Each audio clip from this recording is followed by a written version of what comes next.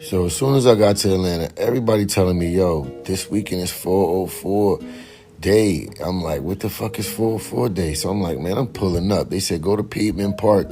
So I'm like, all right. Man, as soon as I fucking get there, somebody starts shooting, man. Dude ran right past me with a big-ass gun. So I'm not going to 404 day again. I'm sorry, ATL, but this is not the move.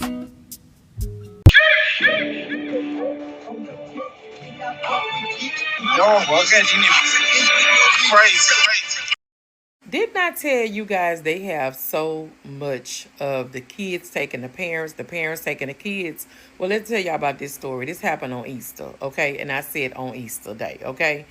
This guy right here took his mama's life. He got into it with his mama, okay? So the grandmother, I guess, was trying to stop them from, getting into it or whatever, being a grandmother.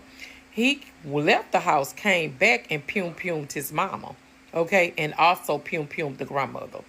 Some kind of way he just stole some type of pickup truck, looked like a towing truck or whatever. They looking for that. Baby, I don't know what's going on. From my understanding, he also tried to unalive the daddy or somebody else that was in the house. I don't know what's going on. I don't know. I really don't know what could have took place. Now, I might be wrong, but I'm going to throw this out there. Was he coming out that he was rainbow or something? I don't really know. You know what I'm saying? But what will make you want to take your own mama and grandmother life? You know how hard that's going to be on the family to be able to bury two people? This is really a sad story, and we really are living in the last days. I am so serious. It's too much going on out there. Hugs and love. Y'all be blessed. J-Lo praying for the family. Mwah.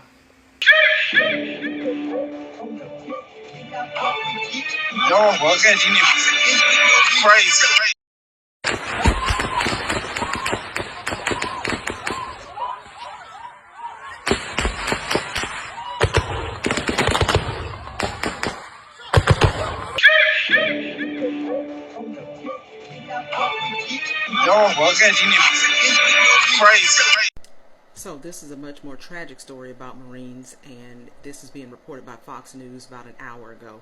U.S. Marines stabbed to death in North Carolina, chaotic street brawl, police hunting for the person of interest. Here we go. A U.S. Marine was stabbed to death during a chaotic downtown brawl in North Carolina early on Sunday, and police released surveillance images of a person of interest sought in connection with the fatal incident. Lance Corporal Daniel Montaño, 21, was one of the two men stabbed during an incident in downtown Wilmington and later died from his injuries, according to Wilmington Police Department and his family. So Wilmington, North Carolina is probably 30 to 45 minutes south of Camp Lejeune.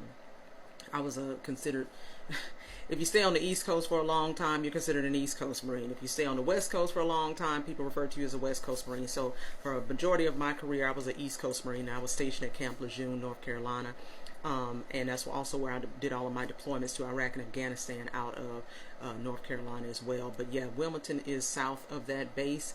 And, the young Marines like to go there, or people like to go there, to just kind of get away from Jacksonville, where the Marine base is at, because it's not much to do, even though it's an extremely large base, but the city itself does not have very much to do. So they go down to Wilmington because they have dinner cruise boats, they have a bigger mall, they have a lot of other things to do, so I'm assuming, and nightclubs, so I'm assuming that's why this young man was there. But it says officers responded at 2 a.m. to reports of multiple fights in the 100 block of North Front Street in Wilmington. Police said the area is about 70 miles from Camp Lejeune and is a popular destination for Marine station at the East Coast's largest Marine Corps base. Video of the police response that has been circulating online shows officers deploying pepper spray before they encountered Montaño, who was standing bent over and bleeding heavily on a sidewalk. Wow. The video then shows a bystander helping Montaño to a fence before he collapsed and tried to render aid as officers approached. Police said the second male stabbing victim initially ran from the scene, but officers later found him and applied a tourniquet to help save his life. Montaño was assigned to 1st Battalion, 2nd Marine Division at Camp Lejeune, according to his family. His relatives described him as a devoted Marine and a source of light in their eyes. They say Daniel proudly served the United States Marine as a United States Marine assigned to 1st Battalion, 2nd Marine Regiment at Camp Lejeune. He was not only dedicated to his country, but also deeply loved by his family. To us, he was more than a Marine. He was a son, a brother, and someone who brought much light into our lives. His family wrote on the GoFundMe page, created to help cover funeral expenses. Not quite sure about that. But, you know, when it comes down to funeral expenses, you do have to pay certain stuff out of pocket first before you get the insurance policy. The Wilmington police said it extends its condolences to the Montaño's family and loved ones during this difficult time. So it's just unfortunate that it sounds like it was just some kind of brawl that was going on, and it actually says in a separate incident that was nearby at the same time, a 22-year-old woman was stabbed and hospitalized with life-threatening injuries. So, you know, just a word to the wise: be safe when you're out there. Try not to get into confrontations with people. I mean, I've said it habitually. People are unstable now. People are mentally unstable. People are angry about various things. They are violent. Be safe. Be careful. Keep your eyes open. Try not to have confrontations with folks if you, honest to God, don't have to. And let's pray for this Marine and his family who have now lost their 21-year-old Marine to senseless, pointless violence. And, you know, again, the person who did this is still on the loose. So I hope the police find this animal who stabbed this Marine to death as soon as possible. My name is Robin. I am your retired Marine Corps First Sergeant, and I hope to see you in the next video.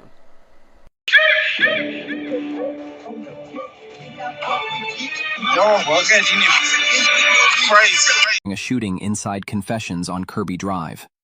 According to the Houston Police Department, a physical altercation broke out after a group attempted to take a man's chains. Police say the man was beaten by several people before pulling out a gun and firing, striking 2 individuals. But it is not known if they were bystanders or were part of the altercation. One victim, believed to be in his late 20s, was shot multiple times in the torso. Another, believed to be in his mid-20s, was shot several times in his arms and legs. Both were transported to hospitals in very critical condition. Police say one of the victims ran from Confessions and was later found in a nearby parking garage. The gunman fled the scene.